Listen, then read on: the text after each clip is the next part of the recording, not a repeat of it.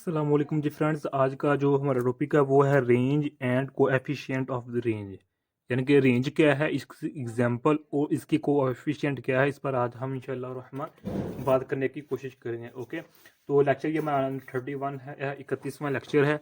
चूँकि हमने एक सीरीज स्टार्ट की हुई है प्रोबेबिलिटी एंड स्टैटिस्टिक्स की। ओके, इसमें हमने इन तमाम टॉपिक्स पर बात कर ली हुई है। अगर आप लोगों को ये टॉपिक्स आते हैं, ये अपने जो यूट्यूबर से या किसी टीचर से समझे हुए हैं या किसी भी सोर्स से समझे हुए हैं तो बेस्ट है। अगर नहीं समझे हुए तो इनके जो लिंक्स होंगे वो इंशाल्लाह रहमान डिस्क्रिप्शन में आप लोगों को मिल जाएंगे। ओके, लेक्चर 22 है, फिर 23 है, 24 एंड सो ऑन। फिर हमने नया चैप्टर स्टार्ट किया था, measure of central tendency. Okay, तो आगे देखते जाएं। तो देखते जाए, ये हमारे आज के टॉपिक है वो है लेक्चर नंबर 31 का ए पार्ट है range and it's coefficient. Next video में हम quartile deviation and it's coefficient पर बात करने की कोशिश करेंगे। ओके, लास्ट वीडियो में हमने क्वांटाइल्स में क्वार्टाइल्स, डेसाइल्स और परसेंटाइल्स को ग्रुप की फॉर्म में स्टडी किया था। ओके, आज हम रेंज एंड इट्स कोएफिशिएंट पर बात करने की कोशिश कर रहे हैं। तो आज स्टार्ट करते हुए टॉपिक को कहते पर बिस्मिल्लाहिर्रहमानिर्रहीम सल्लल्लाहु अला मुहम्मद सल्लल्लाहु अलैहि वसल्लम। सबसे पहले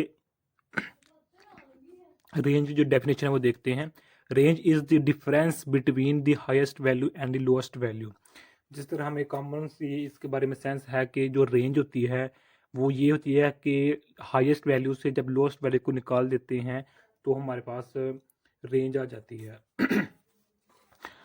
आगे कोएफिशिएंट ऑफ रेंज क्या है? Coefficient of range is the ratio of difference between the highest and lowest value to the sum of highest and lowest value. सबसे पहले हम रेंज देखते हैं। ओके, कि हमारे पास जो रेंज है ये क्या है हमारे पास। इधर हम एक एग्जांपल लेते हैं। सपोज करें हमारे पास एक क्लास है, क्लास में हमारे पास सपोज करें 50 स्टूडेंट्स हैं। उन 50 स्टूडेंट्स में हमने 20 स्टूडेंट्स लिए और सपोज करें 50 में से हम स्टूडेंट्स लेते हैं 8 स्टूडेंट्स लेते हैं और इनका हमने एक टेस्ट लिया मैथ का। सपोज कर ले मैथ का कह लें, बायो का ले लें, केमिस्ट्री का ले, स्टैट का ले लें या फिजिक्स का लगा लें।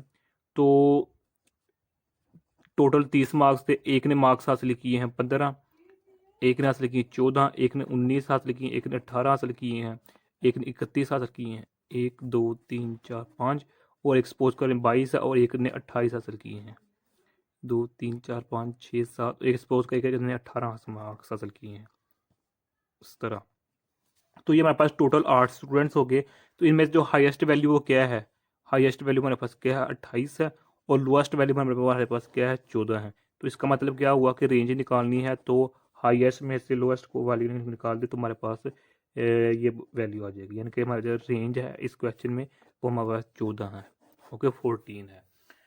अब ये तो होगी हमारी एग्जांपल किसकी? रेंज की। किस फॉर्म में? अनग्रुप्ड फॉर्म में। अनग्रुप्ड फॉर्म यानी कि जो हमने ये एग्जांपल ली हमारे पास ये अनग्रुप्ड के लिए है। अब ये अनग्रुप्ड क्या होता है? अनग्रुप्ड में हमारी जो सबसे पहचान होती है वो ये होती है कि इसमें एग्जैक्ट वैल्यू दी होती है, हाईएस्ट भी और लोएस्ट वैल्यू भी। ये देखिए इधर 14.5 या 13.5 नहीं है, ये 14.3 14.3 या तो 14.4 नहीं है, बल्कि एग्जैक्ट वैल्यू दी गई है। जबकि हाईएस्ट वैल्यू भी 28 दी गई है। ये नहीं है कि 28.1 है, 28.055 ऐसा नहीं है, एग्जैक्ट वैल्यू दी है। ये हमारे पास अनग्रुप्ड की एग्जाम्पल है। अगर हम बात करना चाहें कि जो हमारे पास ग्रुप्ड है, ग्रुप्ड के लिए क्या है, ग्रुप्ड के लिए एग्जाम्पल क्या है हमारे पास, वो भी हम देखते हैं। तो ग्रुप्ड के लिए सपोज करें हमारे पास एक क्लास इंटरवल है, इसको हम इधर लिख लेते हैं। क्लास इंटरवल है, क्लास क्लास इंटरवल है। क्लास इंटरवल इस तरह है कि क्लास इंटरवल क्या है? इस क्लास क्लास जो हमारे पास इंटरवल सपोज करें हमारे पास एक वही एग्जाम्पल लेते हैं। क्लास है, क्लास में हमारे पास सपोज करें एक टेस्ट लिया जिसके टोटल मार्क्स थे हमारे पास 55। ओके, तो जो हमारे पास स्टूडेंट्स थे वो थे हमारे पास टोटल 30 स्टूडेंट्स थे। तो इन 30 स्टूडेंट्स ने 55 वाले मार्क्स, सपोज करें उर्दू का पेपर था, तो उन्होंने कैसे कैसे मार्क्स किए वो इस इंटरवल में हम लिख रहे हैं। सपोज करें 15 से लेकर 25 तक, 25 से लेकर 35 तक, 35 से लेकर 45 तक, 45 से लेकर 55 तक। ओके, तो ये हमारे पास क्लास इंटरवल हो गया। यानी कि इसमें अगर हम फ्रीक्वेंसी लिखते हैं इधर, फ्रीक्वेंसी इस पर 5 है, इधर इधर 7 लगा लें, इधर 8 है और इधर 10 है। यानी कि 7 5 12, 12 8 20 और 30, टोटल 30 स्टूडेंट्स थे। 30 स्टूडेंट्स ने जो मार्क उस 15 से लेकर 25 की रेंज में 5 स्टूडेंट्स ने मार्क्स हासिल किए हैं, जबकि 25 से लेकर 35 की रेंज में 7 स्टूडेंट्स में इतने मार्क्स हासिल किए हैं। ओके, एंड सिमिलर सोन चलता जा रहा है। तो जब हमें कहा जाता है कि इस क्लास इंटरवल की रेंज निकालें, तो हम इसकी डायरेक्ट रेंज नहीं निकाल सकते। क्यों? क्योंकि हमारे पास एग्जैक्ट वैल्यू नहीं दी गई होती कि किस स्टूडेंट ने कितना कितने यानी कि हासिल किए हैं मार्क्स, और इधर देखें एग्जैक्ट वैल्यू नहीं दी गई है।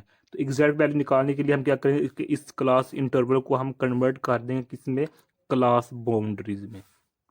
किसमें? क्लास बाउंड्रीज में हम इसको कन्वर्ट कर देंगे।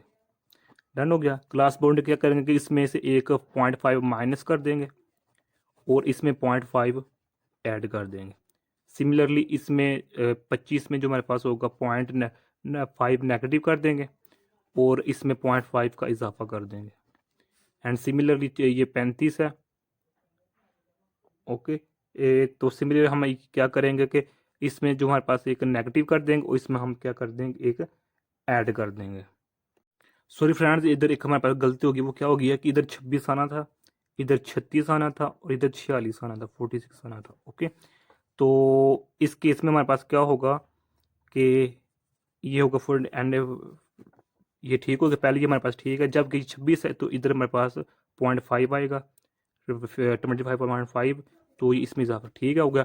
अब ये 36 है, 36 यानी 36 में से पॉइंट नेगेटिव करेंगे 0.5, तो हमारे पास ये बच जाएगा। तो ये 45 है तो इसमें ऐड कर देंगे 0.5, तो इसी 46 है, 46 इसमें से हम 0.5 क्या नेगेटिव कर देंगे, तो इसमें जो 0.5 को वो ऐड कर देंगे। ओके हो गया।